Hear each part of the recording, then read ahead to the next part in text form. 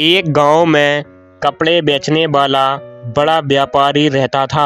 आसपास के गांव में लोग उसकी दुकान से कपड़े खरीदने आते थे। आसपास के गांवों में उसके अलावा कोई कपड़े की दुकान नहीं थी। इसीलिए सेठ व्यापारी कभी कभी खुद ही दूसरे गांव जाकर कपड़े बेचा करता था। एक दिन सेठ गांव में कपड़े बेचने गया। वहां से लौटते समय एक पेड़ के नीचे वह आराम करने लगा। आराम करके उठा तो उसने देखा कि उसने अपने सामने कई सारे तोतों का झुंड देखा। तोतों को देखकर सेठ सोचने लगा, ये कितने सुंदर हैं। एक दो तोतों को साथ ले जाऊं तो परिवार के लोग बहुत खुश होंगे। यह सोचकर सेठ ने अपना गमछा तोतों पर डाल दिया और एक तोते को पकड़ लिया। सेठ उस तोते को लेकर अपने घर चला गया। सेठ ने घर पहुंचकर तोते के लिए सोने का पिंजरा बनवाया। तोता सोने के पिंजरे में रहने लगा और उसे मनपसंद भोजन भी मिलता। सेठ और सेठ की बेटी तोते से बात भी करती। तोता धीरे धीरे बोलना भी सीख गया। कुछ दिनों बाद सेठ दूसरे गांव जाकर कपड़े बेचने की सोची। जाते वक्त वह तोते के पास गया और बोला, तोते राम, मैं गांव जा रहा हूँ। लौटते समय तेरे माता पिता और परिवार वालों से मिलूंगा। तुम्हें उनके लिए संदेश भेजना हो तो बता देना। तोते ने कहा, सेठ जी उनके लिए संदेश भेजना। सेठ जी उन सब से कहना, तोता भूखा नहीं है, प्यासा भी नहीं है, तोता सोने के पिंजरे में रहता है। सेठ कपड़े बेचकर उसी पेड़ के नीचे आराम करने लगा।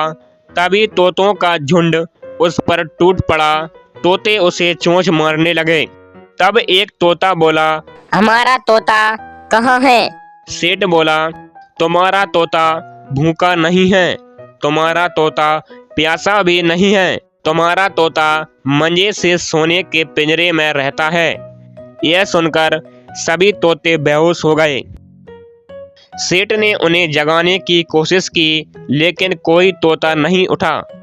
सेठ वापस आया और बोला, तुम्हारे परिवार वाले तुम्हारी बात सुनकर बेहोश हो गए थे। यह सुनकर तोता भी बेहोश हो गया। तब सेठ ने सोचा, यह तोता तो मर गया है। तब वह तोते को पिंजरे से उठाकर बाहर रख देता है और तोता मौका पाकर उड़ जाता है। होशियार मुर्गा। बहुत समय पहले की बात है। जंगल में एक लोमड़ी रहती थी। वह इतनी चालाक थी, अपने भोजन के लिए वह पहले जानवरों को दोस्त बनाती और फिर मौका पाकर शिकार बनाकर खा जाती। लोमड़ी की इस आदत की वजह से सब जानवर लोमड़ी से दूर ही रहते। एक दिन उसे कहीं भोजन नहीं मिला। वह भोजन की तलाश में दूर निकल गई।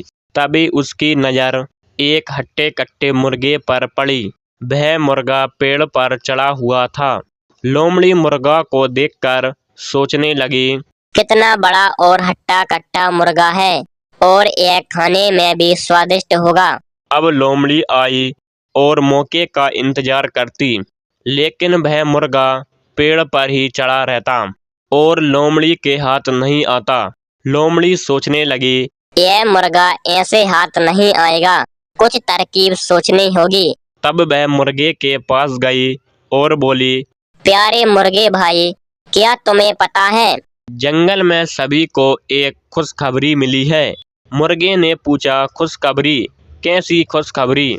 लोमड़ी बोली, जंगल में आकाशवाणी हुई और खुद भगवान ने कहा है, अब से इस जंगल के सारे लड़ाई झगड़े खत्म हो जाएंगे और एक जानवर दूसरे जानवर को नुकसान नहीं पहुंचाएगा और ना ही उसे खाएगा। सभी मिलजुल कर हंसी खुशी रहेंगे, एक दूसरे की सहायता करेंगे, कोई भी एक दूसरे पर हमला नहीं करेगा।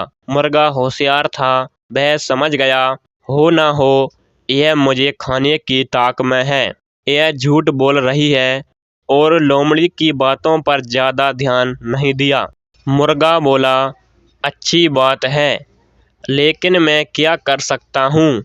मुर्गे की ऐसी बात सुनकर लोमड़ी फिर बोली, भाई इसी बात पर नीचे तो आओ।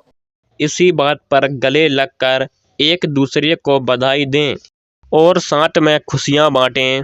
मुर्गा अब लोमड़ी की चालाकी समझ चुका था। इसलिए मुर्गा बोला, लोमड़ी बहना, पहले उनसे तो बधाई ले लो, वो तुम्हारे दोस्त आ रहे हैं। लोमड़ी बोली, मेरे कौन से दोस्त? मुर्गा बोला, अरे बहना, वह राजा शेर तो हमारे जंगल के सभी जानवरों के दोस्त हैं। वह भी हमें बधाई देने आ रहे हैं, इसी ओर आ रहे हैं। लोमड़ी शेर का नाम सुनकर वहां से दुम दबाकर भाग गई। इस तरह मुर्गे ने अपनी जान बचाई। गर्मियों का मौसम था। इस बार गर्मी कुछ ज़्यादा पड़ रही थी। पानी की बहुत परेशानी थी। पानी की वजह से सब पेड़ पौधे सूख गए और उसी जंगल में एक प्यासा कौआ, गर्मी के कारण उसका हाल बेहाल था। थोड़ा पानी मिल जाए तो अच्छा होगा। कौए ने नदी, तालाब सब तलाश किए, लेकिन उनमें पानी सूख चुका था और गर्मी के कारण कौए की और प्यास बढ़ गई। कौए ने कहा, हे भगवान, कहीं से ही एक घूंट पानी मिल जाए।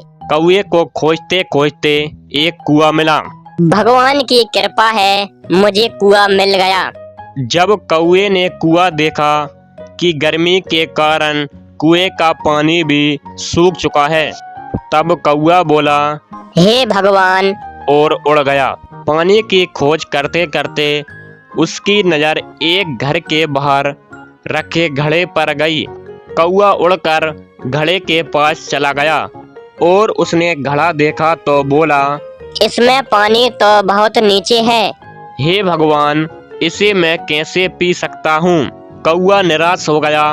तभी उसकी नज़र पास पड़े कंकड़ पत्थर पर पड़ी तो उसे एक सुझाव आया और कौआ एक एक कंकड़ पत्थर को उठाकर घड़े में डालने लगा, जिससे घड़े का पानी धीरे धीरे ऊपर आने लगा।